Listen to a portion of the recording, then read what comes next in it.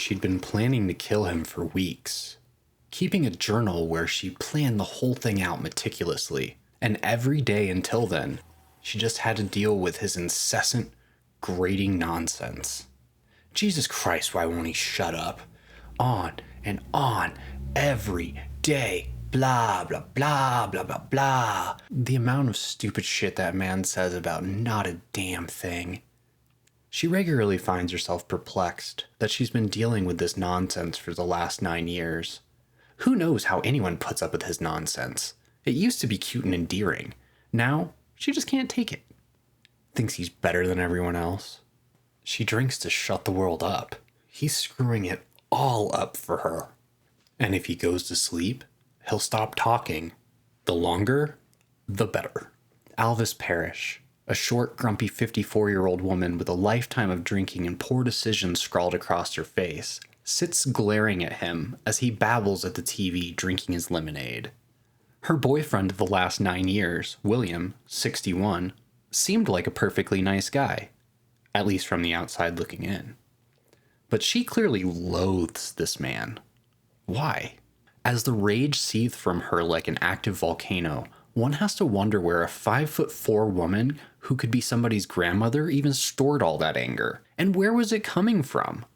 Did that stupid on the couch deserve this hatred? What had he done to her to deserve this?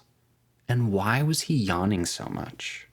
Alvis is sitting on the front porch of the house on Susie Street she shared with William alone at 10:30 p.m. As the Jacksonville Fire Rescue Department and the police arrive on scene, she starts screaming at them. When Officer Anderson approaches her, she screams specifically at him, "Yeah, I did it, because he wouldn't shut the f*** up. I gave him just enough to shut him up and called y'all so he wouldn't die." At this point, having admitted to at least poisoning, and possibly first-degree murder, Officer Anderson puts Alvis in handcuffs and detains her. As he leads her to his squad car, she shouts, "Do whatever you want. If you don't take me, I will kill him."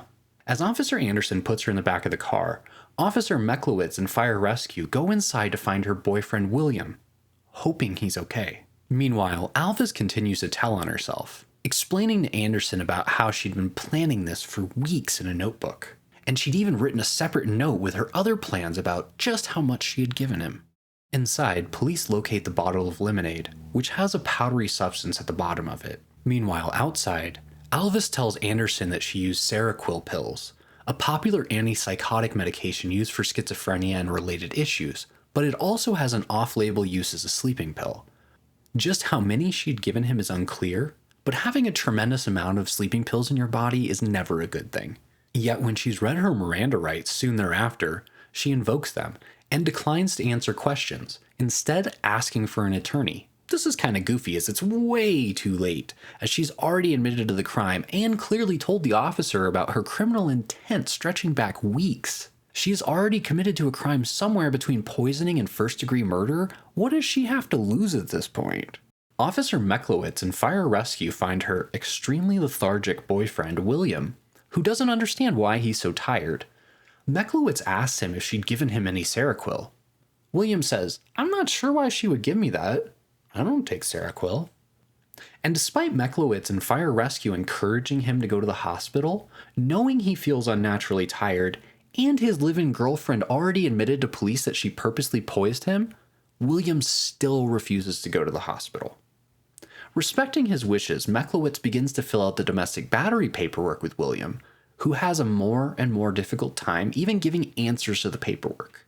As the moments slip by, he becomes more and more lethargic and slides in and out of consciousness. Somewhat out of the blue, he states that he did notice his lemonade tasted weird. But respecting the man's wishes, the police go back outside and leave him be. But Meklowitz and Anderson stayed on scene finishing up their paperwork. After finishing their paperwork and discussing next steps, the officers go inside to check on William again. They find him on the floor, motionless. Officers rush to the man, and he tells them he doesn't feel well. And luckily at this point, he is willing to go to the hospital, so Fire Rescue comes back out and takes him to the hospital. Meanwhile, Alvis is taken to jail and held for the charge of poisoning food or water with the intent to kill or injure a person. A felony 1, the most extreme type of felony, and one that could put her away for most, if not all, of her remaining natural life. The judge orders her detained and to have no further contact with William. And while she is declared indigent and assigned a public defender, the judge set her bail at an unachievable $50,003. So she stays in jail for almost a month, celebrating the 2022 New Year and its first month in jail. But the state still hasn't posted any charges. Luckily for her, her public defender files a motion to release due to the failure of the state to file charges on January 6, 2022. Rule 3.134 of the Florida Rules of Criminal Procedure requires people detained to be charged in a timely manner. She is charged, but quickly afterwards, her charges are moved to county court and changed to battery, a misdemeanor 1, and possession of drugs without a prescription, a misdemeanor 2. Likely because she only has a few misdemeanors like drunk in public and resisting arrest. On February 23, 2022, she pleads nolo contendere, aka no contest, to battery and possession charges. She is sentenced to time served and 6 months of probation soon thereafter. She appears to have finished her sentence as there are no further updates in court records, and she is not currently incarcerated and doesn't seem to have any active warrants. So we can hope for the best. But why did she poison William? Was he awful to her or abusive or anything like that? Not that I could find. There appears to be no evidence of abuse or any wrongdoing on his part. And something a lot of people don't realize is that men are victims of domestic violence at nearly equivalent rates to women. He likely didn't do anything wrong except choose the wrong woman to spend his life with. And unfortunately, he's not the only one.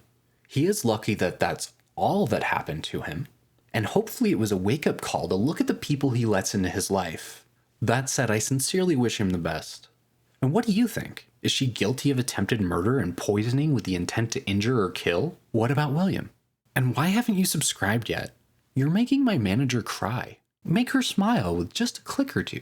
Now, check out this video about a woman who does shooting in a church in the late 1800s. It's a bit more gruesome than this one, but man does the historical time period make that story weird. And come back soon, because there's always something, doing something, somewhere.